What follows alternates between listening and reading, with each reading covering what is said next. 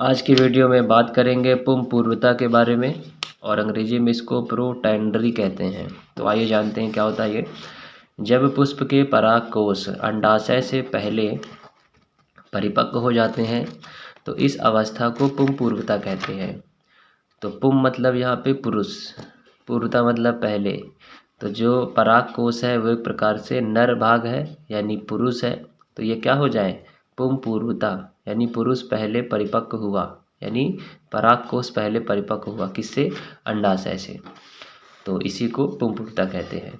इस अवस्था में परागकोश फट करके परागकणों को बिखेर देते हैं। इस समय तक इस पुष्प की वर्तिकाग्र अपरिपक्व होती है, जिसकी वजह से स्वपरागण की कोई संभावना नहीं रह जाती है। उदाहरण में कपास, सूरजमुखी, गेंदा, गुड़हल, धनिया आदि। तो आइए इसको थोड़ा चित्र से समझते हैं कि पुंप पूर्वता क्या होता है। तो इसके लिए चित्र में जैसे ये फूल का मादा भाग है जिसको स्त्री केसर कहते हैं पूरे को, ये वर्तिकाग्र है, ये वाला हिस्सा वर्तिका है और ये अंडाशय है।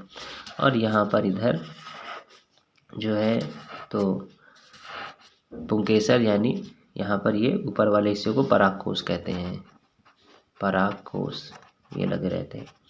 तो कह रहे हैं कि जब पुष्प के परागकोश, तो ये परागकोश है, ये परागकोश है, ये परागकोश है, अंडाशय से पहले, तो अंडाशय का मतलब ये यहीं पर बीजांड होता है, तो ये पूरे हिस्से की बात कर रहे हैं। तो अंडाशय से पहले परिपक्व हो जाए तो ये पहले मैच्योर हो गया है, ये परिपक्व हो गया है। हो क्या रहा है कि परागकोश परिपक्व हो गया है अंडाशय से पहले, यानी अंडाशय परिपक्व नहीं हुआ है। अब अगर इसके परागकण यहाँ पहुँच भी जाते हैं तो ये अंदर नहीं जा पाएगा, क्योंकि ये अभी पूरा परिपक्व नहीं हुआ है, मैच्योर ही नहीं हुआ, यहाँ से इसको प्रवेश ही नहीं मिलेगा। जब ये मैच्योर होगा ये वाला हिस्सा वर्तिकाग्र, तभी ये नीचे जाएगा। मतलब ये मैच्योर नहीं हुआ, इसका मतलब ये भी मैच्योर नहीं हुआ, तो वो जा ही नहीं सकता। तो इस अवस्था में परागकोश फट करके परागकणों को बिखेर देते हैं। तो परागकोश जो है परिपक्व होने के बाद परागकणों को इधर उधर बिखेर देते हैं।